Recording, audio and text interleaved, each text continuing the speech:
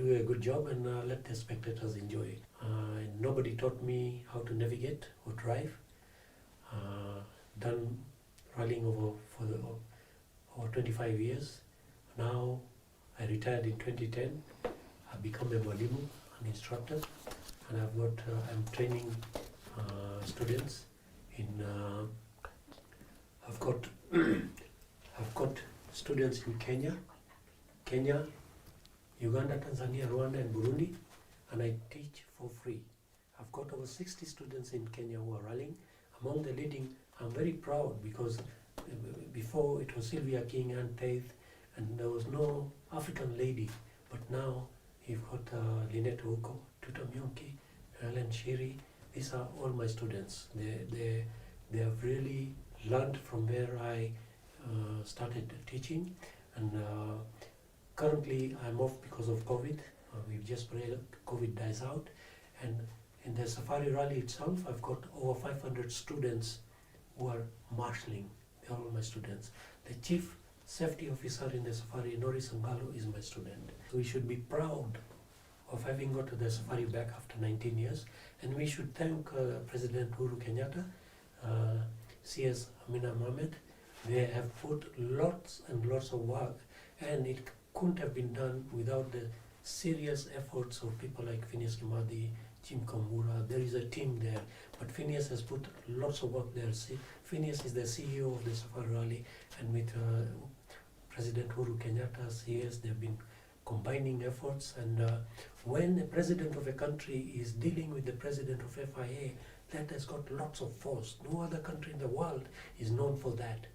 The president of FIA may go to a country, is not even greeted by any of the leaders there. But here, President Uhuru Kenyatta makes an effort to invite Jim Todd to his State House and all that. It shows how serious the government is. As Kenyans, we should be proud because it promotes our country, it promotes tourism, hotel bookings are full, tourism, people come and see wildlife and all that. The economy also improves a lot, it helps the government. And there is all good reason for the government to get involved, knowing that this is where we are also going to gain. This is not just for the rally drivers or navigators or marshals or Abdul Sidi to gain directly. It is for the entire country.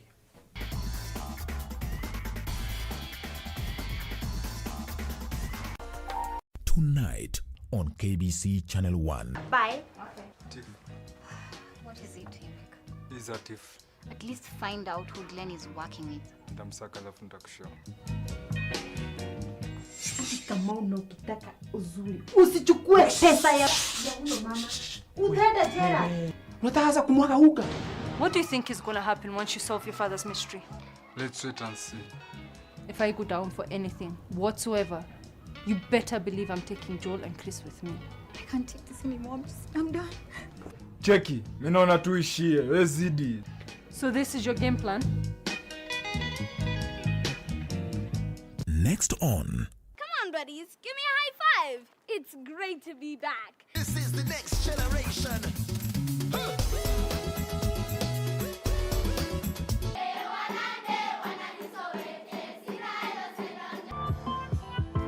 Na balance ball na masomo.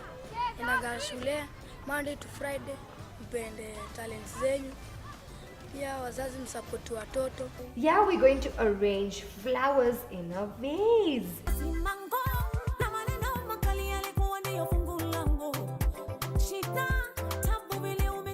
This weekend on KBC Channel 1. Hey,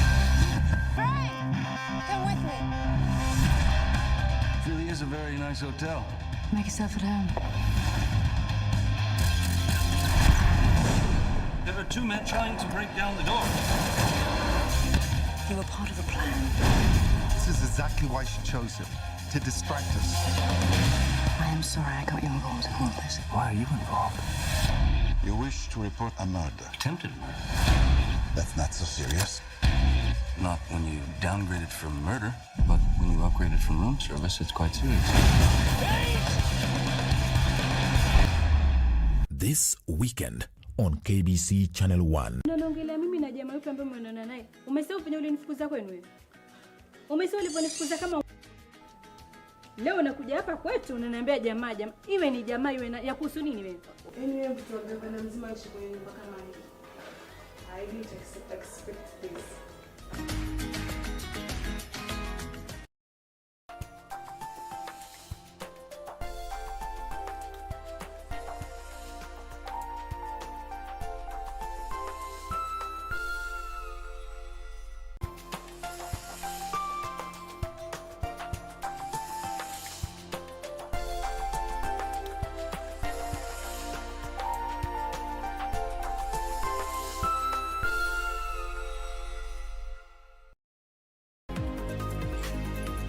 Life is uncertain.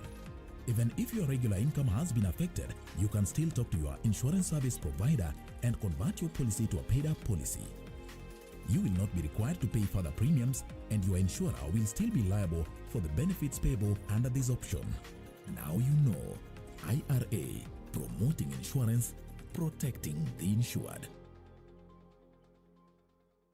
This weekend on KBC Channel 1. You almost gave me a heart attack. Why are you talking? You're confusing us. Confusing you? How? I thought I was out of place. Why don't you go back to your bossy mother and ask her for your forgiveness? And pray very hard that she welcome you back. Because clearly you are not meant for this class. Come on, is this a joke? Of course it is not a joke. You haven't even written your name. Can you go and wait for me in the office?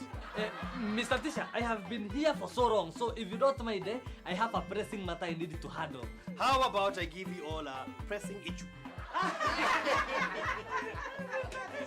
Classmates, every Saturday on KBC. Je, umeomoka? Kama hujaomoka kwenye QuickBin ndio mambo yote. Hapa tuko na fridge, kodi yake ni CM.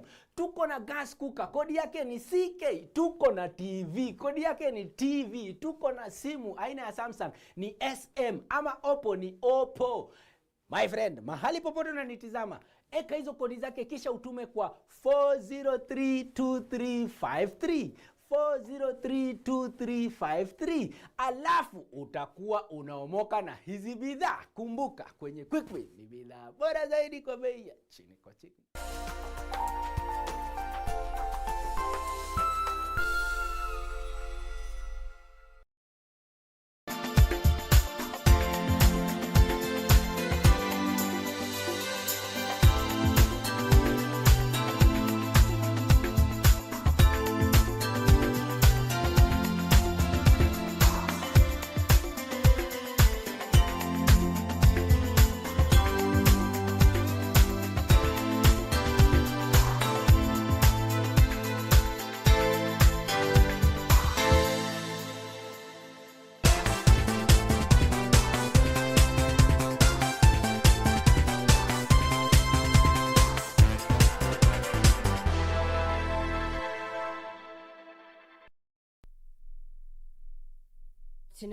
This is Channel 1 Lunchtime News. I trust you're having a lovely Friday so far.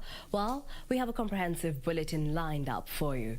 My name is Jacky Wambiru. Sign language interpreter is Lucy Maure. Now, to kick us off, residents of Bumayenga village in Funyula constituency have called for tightening of security around Lake Victoria following the killing of a fisherman allegedly by Ugandan police. The family of the deceased say the king was shot dead while fishing in the lake. Following the incident that led to the killing of Victor Nasonga, a 22-year-old from Bumanyenga village in Funyula constituency, residents led by Funyula MP Wilberforce Mudenyo have called on the government to intervene and tighten security at Lake Victoria through the use of coast guards. Na coast guards ambao waliletwa huku tulipopitisha Coast Guard Act katika bunge. Kwa hivyo tunajua hawana vifaa vya kutosha. Ni jambo ambalo tutaenda mbele, tuombe serikali iongezee hao watu wa Coast Guard wengi ambao wanaweza patrol kuanzia Port Victoria mpaka huku kwetu. The legislators stated that if nothing is done in good time, they would be forced to use other means to protect themselves. Afrika Mashariki inafaa tuwe na uhusiano mwema kwa sababu sisi ni jamii moja. Kwa serikali ya Kenya na serikali ya Uganda ifanye bidii hakikishe kuwa wametatua hizi shida. Na wasipotatua wakiendelea kuacha wavuvi wetu waumie, washike, wapigwe, sisi kama wa Kenya pia tutachukua hatua zetu. Mother Naomi Nafula stated that the government should step in to ensure justice for her son. Na serikali naomba unisaidie kwa sababu hii imeshafanyika. Naomba serikali ya Kenya itusaidie kwa sababu hatujui wavuvi ni watoto wadogo wajui vile mpaka iko kwa sababu hawana post pale wenye wameandika huku ni Uganda na huku ni Kenya.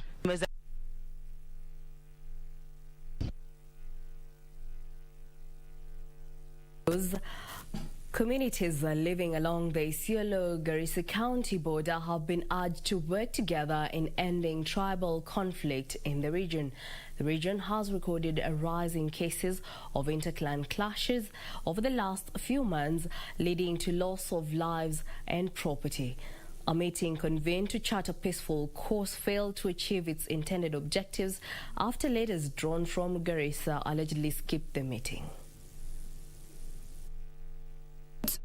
Long-lasting peace along the Isiolo-Garissa border suffered a setback after leaders from Garissa allegedly failed to honor an invitation to a consultative meeting.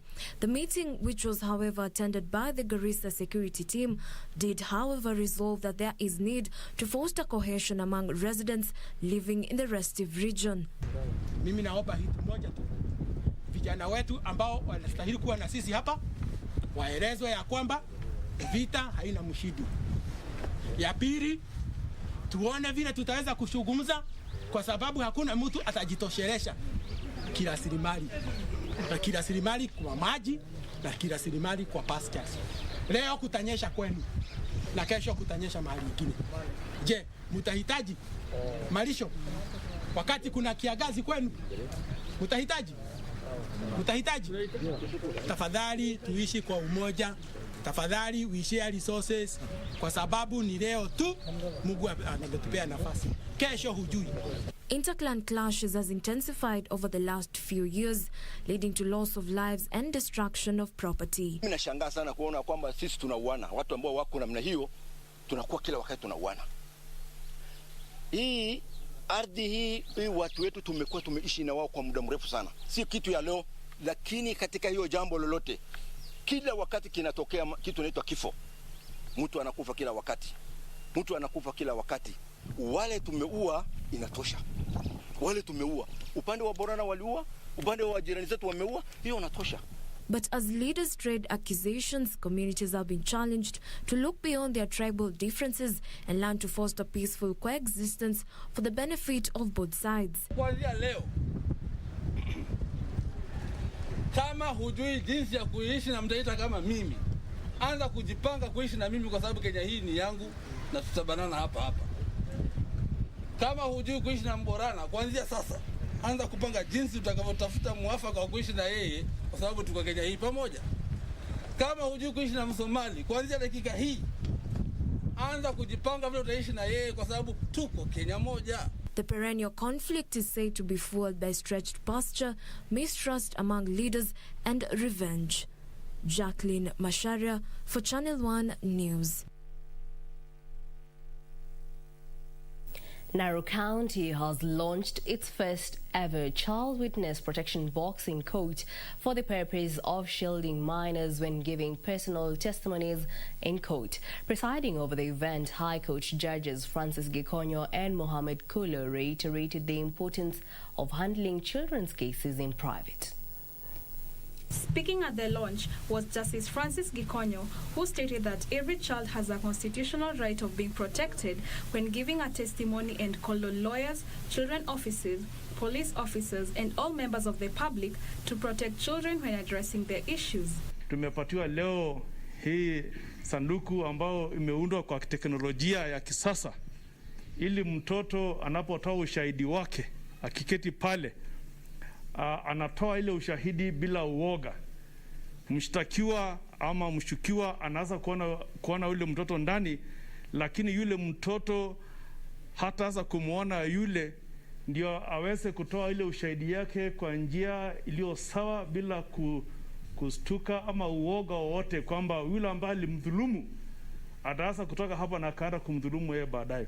Also in attendance at the launch was Narok lawyer Martin Kamwaro and area children's officer Pilot Kaemba. Ikiwa namna hivi sasa tuna uhakika ya kwamba watoto watahisi vizuri wakiwa hapo ndani na wanaongea, na prosecution process itaendelea vizuri bila wasiwasi yoyote kwa upande wetu kama idara ya watoto, ya kwamba watoto pengine wako na wasiwasi. Masin Joki for Channel 1 News.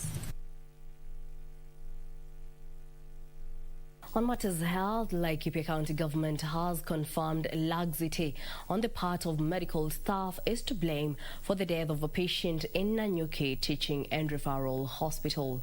Health CEC Rose Maitai says the two laboratory technicians have since been interdicted for absconding duty in favor of organizing a birthday party for their colleague, thus triggering the death of the patient.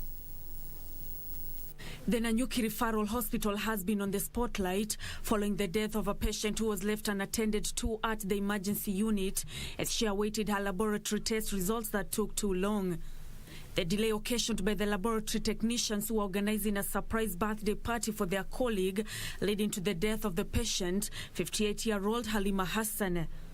By the time a patient comes directly to an emergency department, that tells you that patient was, of course, quite unwell.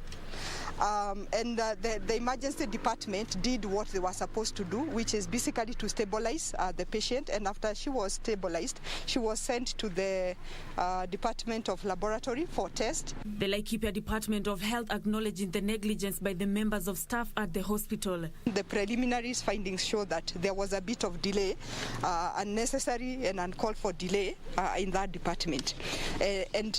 Out of that, really, we are convinced that is partly what contributed to the passing away of this lady.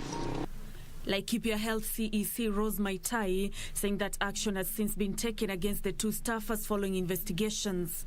The investigations indicated that two of our staff really were a bit, there was a bit of laxity and there was a bit of rudeness to the patients, and we have interdicted them. Nancy Okwari, Channel 1 News.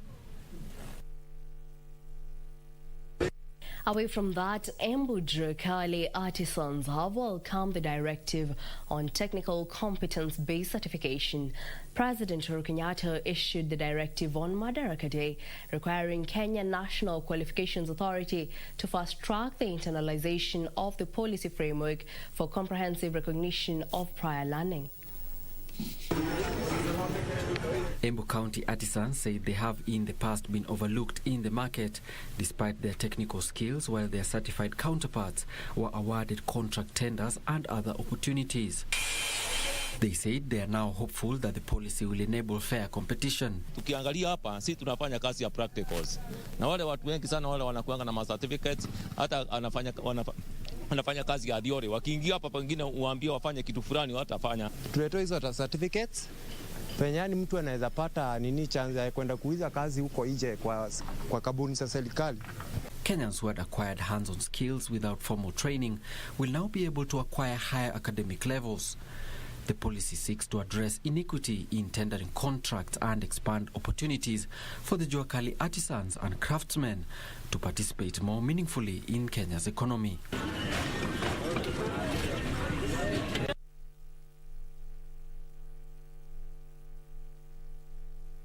In other news, the Orange Democratic Movement has distanced itself from an ongoing push for the ouster of Vihiga County Governor Wilbur Otichilo. Vihiga County ODM Chairman Zebedee Osabwa says the party has not initiated any disciplinary action against the governor and that any push for his ouster is a personal initiative. ODM activists behind the push to impeach Vihiga governor have been warned against dragging the party into the agenda. Vihiga County ODM Chairman Zebedee Osabwa says the group has no blessings of the party. Our attention has also been drawn to some idlers led one of Mr. Simeha, who has been holding clandestine meetings in the party in parts of Vihiga County with the aim of undermining the leadership of our governor, Otichilo. A section of ODM party supporters recently embarked on a signature collection drive to drum up support for the impeachment of Governor Otichilo. He has intended the process of collecting signature to dissolve the county government. The activists have accused the governor of gross misconduct in failing to effectively execute his mandate.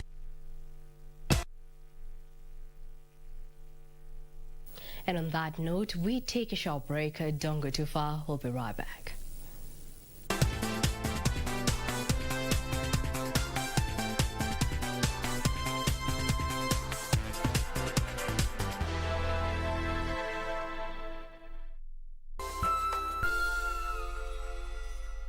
Je, umeomoka? Kama hujaomoka kwenye QuickBin ndio mambo yote. Hapa tuko na fridge, kodi yake ni CM. Tuko na gas cooker, kodi yake ni CK. Tuko na TV, kodi yake ni TV. Tuko na simu aina ya Samsung ni SM, ama Oppo ni Oppo. My friend, mahali popote unanitizama, eka hizo kodi zake kisha utume kwa 4032353. 4032353, alafu utakuwa unaomoka na hizi bidhaa. Kumbuka, kwenye QuickBin ni bidhaa bora zaidi kwa bei ya chini kwa chini. Sasa hii ng'ombe ni yako. Asante. Hii ng'ombe itatoa maziwa mengi kabisa. Sasa shida ya school fees imeisha. Jen, chukua hii. Hebu nikuulize, hii maneno unasikia ya bima ya elimu inaweza kuwa namna gani mtu anachukua? Process ya kuchukua insurance cover yote ni rahisi. Hata niko na cover ya gari yangu. Kwanza unajaza proposal form kama hii na uijaze wewe mwenyewe. Na kama haujui kusoma, uijaze na mtu unayemwamini. Hakikisha ile majibu umepatiana ni sahihi na ni ya kweli. Pia thibitisha insurance cover imeangalia maslahi yako. Na usiwahi sign proposal form ambayo haijaandikwa kitu chochote. Pia ukumbuke kujitolea photocopy yako. Sasa wacha nianze hiyo process. By the way, ukisubmit hiyo proposal form, uhakikishe umepatiwa policy document. Uisome na uielewe. Hiyo ndio thibitisho ya kuwa una bima. Asante sana.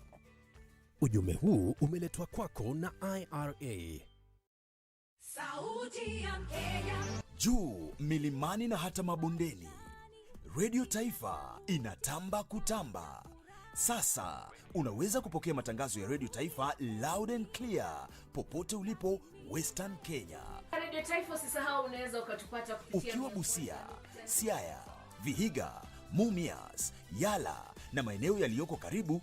Radio Taifa inapatikana kwenye 104.5 FM, na ukiwa Bungoma, Kakamega, Kiminini, Kipkaren na viunga vyake, pata vipindi na burudani safi kupitia 92.3 FM. Radio Taifa, sauti ya Mkenya.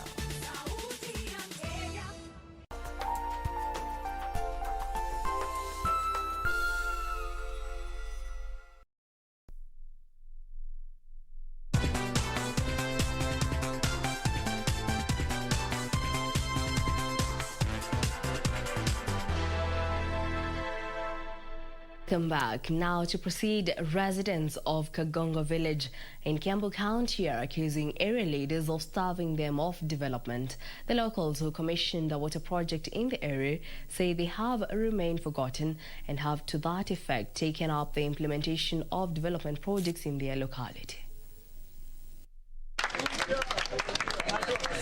Kangogo village, Kiamba constituency in Kiambu County. This group of people has converged for a noble cause. They are commissioning the village's new water piping system. Through the local self-help group initiative, each home in the area will now ensure residents have easy access to clean water. According to the residents, water scarcity has been a challenge for a long period, this even as they lauded the initiative, saying it will go a long way in addressing their plight. Areas ambazo hazina maji, na ukiangalia proximity yetu na Nairobi ni karibu sana. Kwa hivyo shida mingi ambazo tuko nazo hatufai kuwa nazo katika hii kijiji letu la Kiambaa. Kwa hivyo tunaona kuna gap, tumekuwa hatuna technical school, ndio the only constituency ambao haina technical school. Unapata ya kwamba shule zetu venye zilijengwa 1963 mpaka wa leo watoto wanabeba maji wakienda mashule. The residents adding that they use water from the wells or from nearby rivers, which at times pose a health risk due to use of contaminated water. At the same time, the residents accused area leaders of neglecting the area, forcing the residents to opt for other means. Hakuna kiongozi ambaye amekuja na ameweza kujenga hiyo siwa, kwa sababu ukiangalia kama Ruaka, ile shida itakuwa hapo kubwa sana ni siwa. Hawana siwa, unakuta siwa imechimbwa hapa, borehole imechimbwa hapa, na at one point maji na siwa itakuja kuchanganya huko na cholera hapo ndio italipuka. We will do ama tutafanya ambalo tunafaa kufanya. Kama ni kwenda kuongelea na county government, tuambie tuna hii shida, tuna huu mradi wa maji kwa hii area. Kama ni kuongea na wao tuwasikize, tuambie hawa watu wana shida, watusaidie jinsi ambavyo maji yatafika, tutafanya hivyo. Maana hilo ni jukumu la kila kiongozi.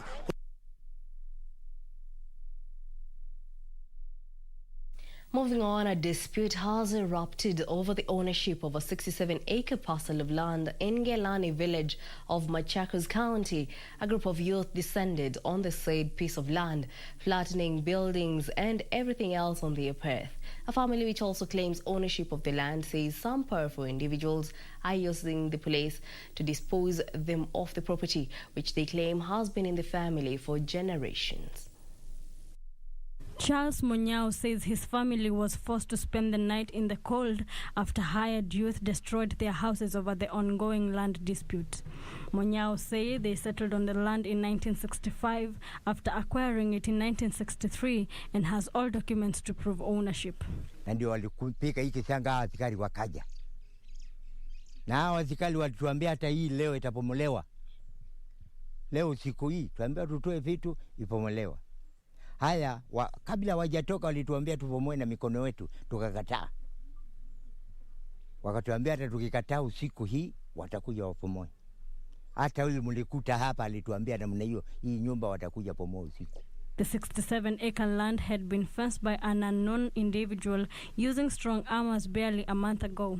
Police were forced to intervene in an ensuing clash between locals and a group of men which had been hired to evict the family. Ilikuwa saa 11 asubuhi kabla hatujaamuka. Watu wametumwa, sijui wametumwa na nani. Wakaja wakabomoa manyumba na misururu, nyundo. Nyumba zote ziko chini, wametuharibia vitu. Hatuna pa kwenda. Sasa tunataabika. Hatujui ni akina nani hawa. Wametufukuza nyumbani tangu 2 months. Wametushtua kutushika si wa mama. At the River Sub-County Police Commander Anderson Jacky denied that police were being used to advance partisan interest in the land tussle. The family, however, questioned why their houses were demolished despite an active litigation at the Machakos High Court. Kijana wangu alikuja kukuamusha. Akasema, mama, mtoki nje kumeharibika, askari wanakuja. Na kutoka vile tutoka nje tukapata wamesimama kweli. Wakaanza wakanisalamia mzuri, wakaenda wanaongea. Wamesimama hivi na bunduki. Na sisi tukastuka ni nini? Wakaenda kwa kijana wangu, hata wako wanaongea, wakasema wapo mwenye hapa. Wakasema hayuko. Hata vile nilienda, walianza hiyo kazi ya kupomoa, mimi nilitoroka, sikukua. Waliniambia nitoroke kwa maana wanasema watanishika. For Channel 1 News, Amamboi Otiende.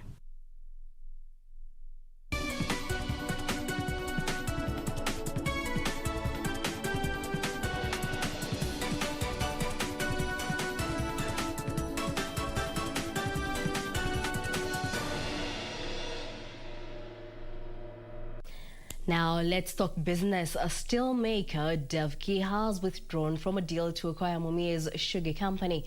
Devki says the decision has been informed by the ongoing politics around the process. Devki was supposed to invest 4 billion shillings in the next 4 years to modernize the operations of the struggling miller. Mumia's sugar company was placed under receivership by Kenya Commercial Bank in September 2019 to protect its assets and maintain its operations. Devki Chair Narendra Guru has said the company will engage key stakeholders to chart the way forward. Under the deal, Devki was expected to manage the loss-making sugar miller for 20 years before handing over the company to the receivership managers. Mumia's Sugar owes suppliers, farmers and creditors more than 5 billion shillings. The collapse of the sugar miller is blamed on mismanagement by former managers. Devki was planning to start operations later this month. Before it was placed under receivership, Mumia's was the largest sugar company in the country, controlling more than 35% of Kenya's domestic sugar market.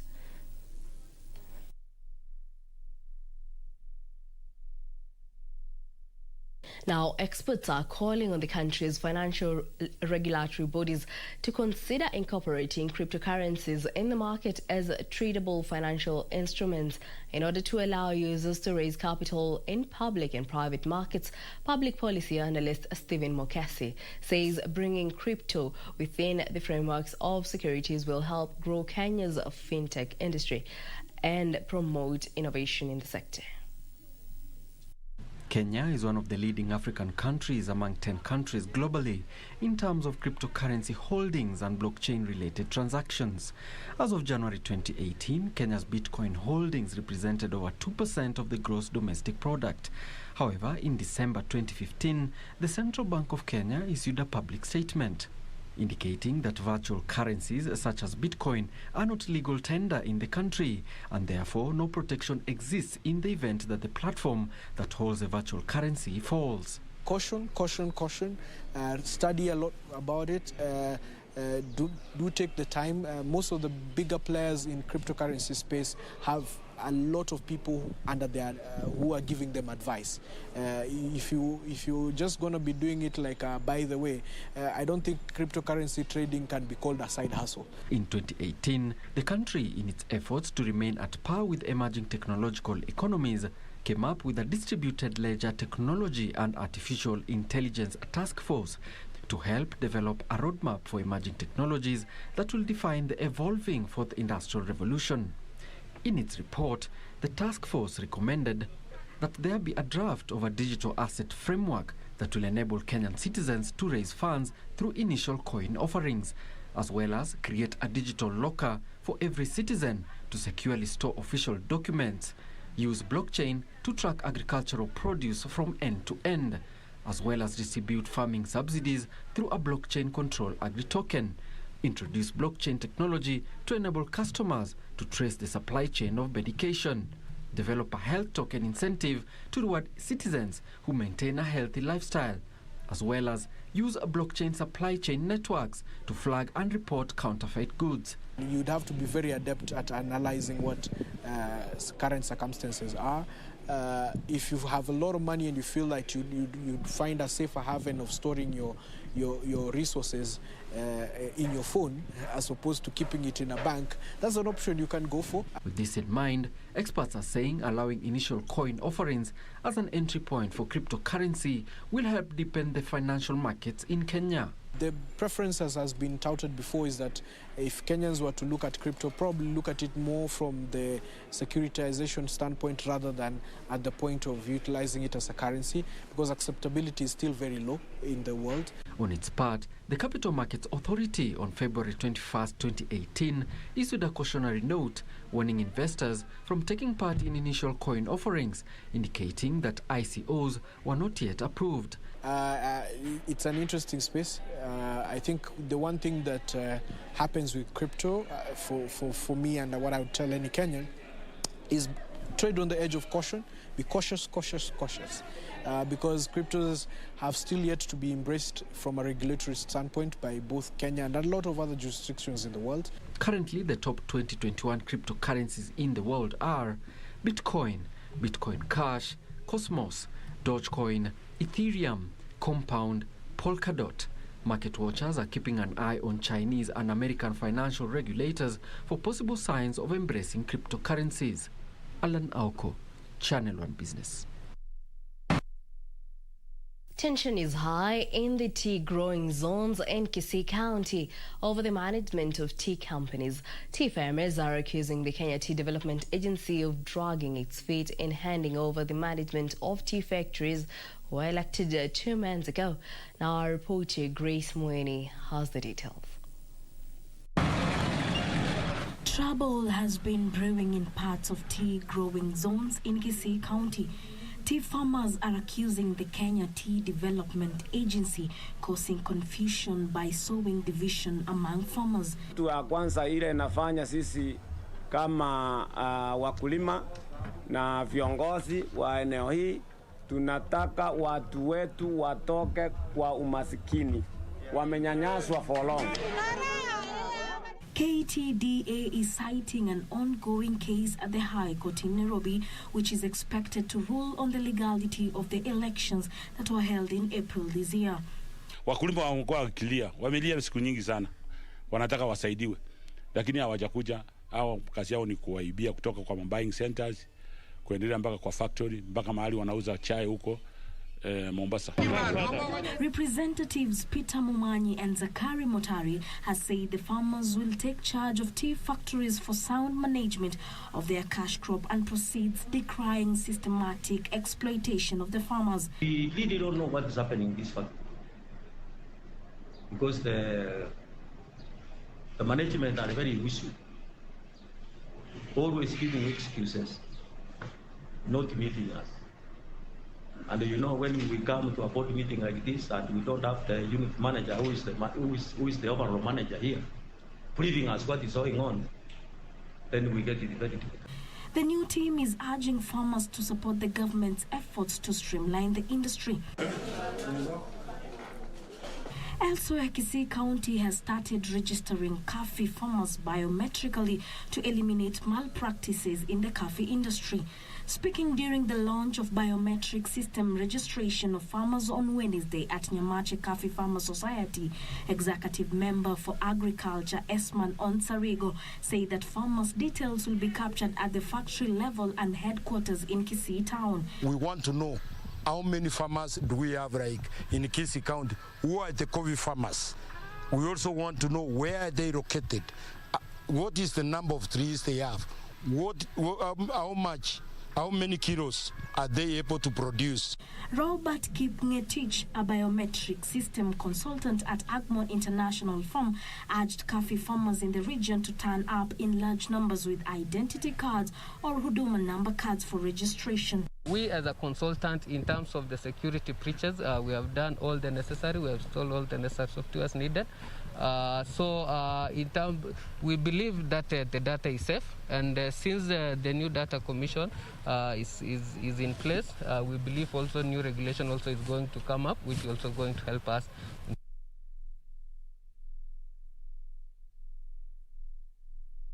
U.S. President Joe Biden is set to ban Americans from investing in dozens of Chinese tech and defense firms with alleged military ties. The executive order will come into effect on 2nd August, affecting 59 firms, including communications giant Huawei.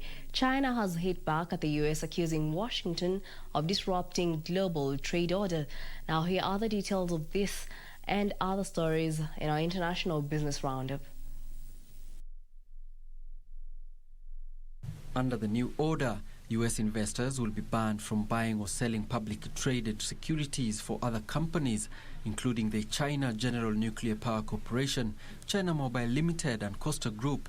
It expands the previous list from 31 firms to include surveillance companies.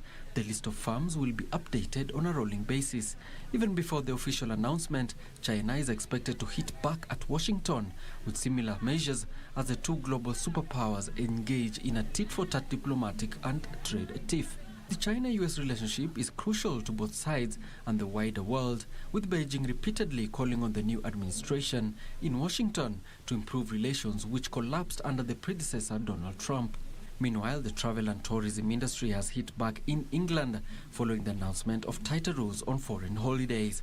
No more countries will be added to the green list, and Portugal will be relegated to amber from next Tuesday. England's government said Portugal had seen a doubling of infection rates since the previous travel review. Labour said moving Portugal from green to amber on the UK's foreign travel system was not the answer and called for the amber list to be scrapped altogether.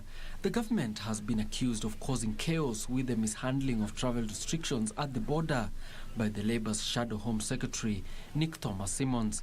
Finally, United Airlines and a top aviation union on Thursday agreed upon a scheme for voluntary vaccination and record-keeping of the airline's flight attendants as Americans gear up for a summer or vacation flights.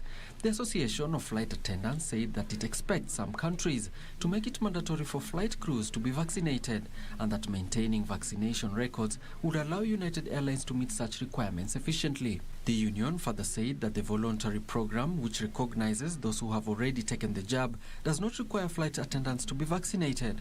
However, flight attendants who chose to take the vaccines through this voluntary program will receive up to 3 additional vacation days. Last month, United Airlines had reached a deal with its pilots union that does not make the vaccine mandatory, but provides extra pay to those who receive it. The agreement also restricted unvaccinated pilots from working on trips to places that require vaccinations.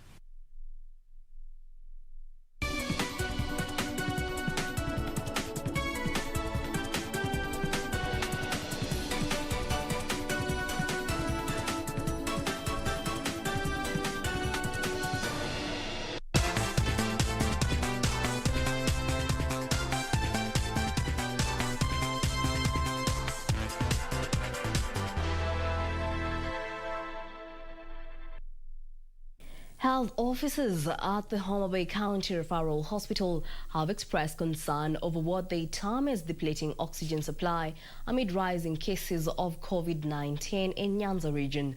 Acting Chief Executive Officer at the hospital, Peter Ogola, says the hospital is currently overstretched with 32 patients in the high dependency unit, 8 of whom are on a high-flow oxygen treatment. According to the WHO, oxygen therapy is recommended for all severe and critical COVID-19 patients. For this reason, COVID-19 treatment healthcare facilities should have a functioning oxygen system. But at the Homa Bay County Referral Hospital, the management says the oxygen supply is under a strain. The hospital is now forced to rely on neighboring. We're stretched. At the moment, we have 32 patients in HDU. Yes, with 8 out of those on high-flow oxygen, pure oxygen. So the demand on our little resources is quite great. And what is being strained the most is oxygen supply. In fact, we are currently using all those 3 options. One is Hewatele. Hewatele's capacity, because of the upsurge in Nyanza, to fulfill all those orders has gone down. So whatever we get from Hewatele will be supplemented by BOC. BOC is giving us cylinders. In fact, they have given us 20. Okay?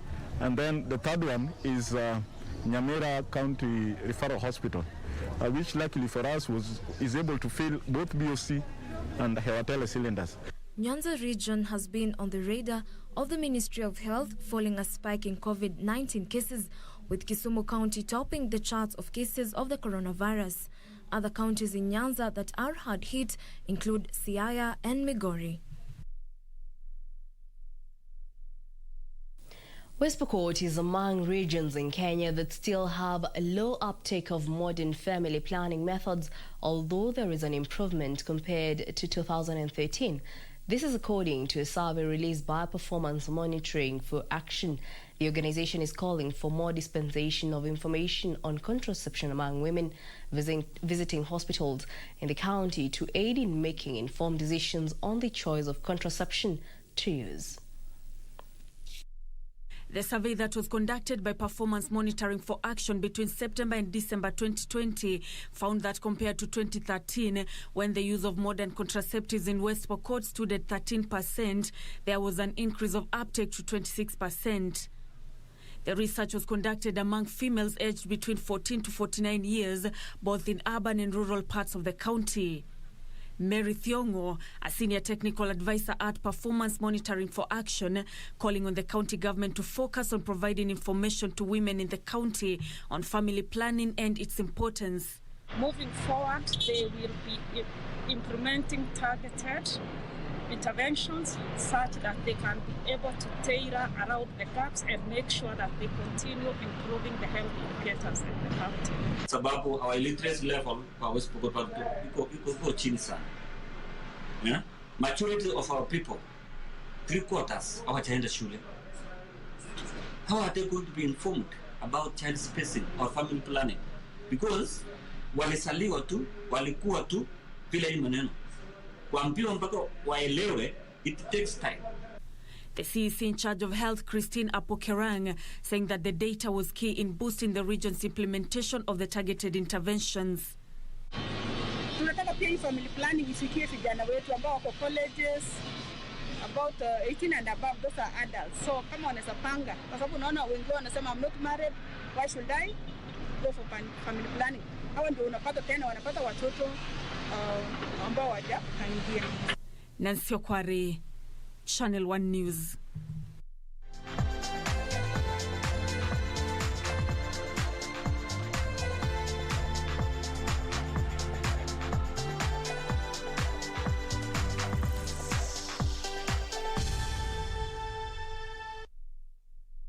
And in the sports arena, Spain and Portugal will begin their preparations for their respective Euro 2020 campaigns when they lock horns in an international friendly on Friday night. Meanwhile, a spirited Greece fought back to hold top-ranked Belgium to a 1-1 draw in their friendly international in Brussels on Thursday as Georgios Travala's second-half goal cancelled out an early strike for their host from Thorgan Hazard. Belgium were missing several regulars like Thibaut Courtois, Kevin De Bruyne and Eden Hazard, but they were still hoping to send out a message of intent ahead of next week's kickoff of the European Championship. But Greece, who did not qualify for the tournament, proved dogged opponents, with little regard for the host status at the top of the FIFA rankings in a feisty clash behind closed doors at the King Baudium Stadium. Thorgan Hazard put Belgium ahead after 20 minutes, but Zavelas leveled the score midway through the second half. By Masouras, good diving header, hits the post, and it is shoveled in for a Greek equaliser by Georgios Zavelas.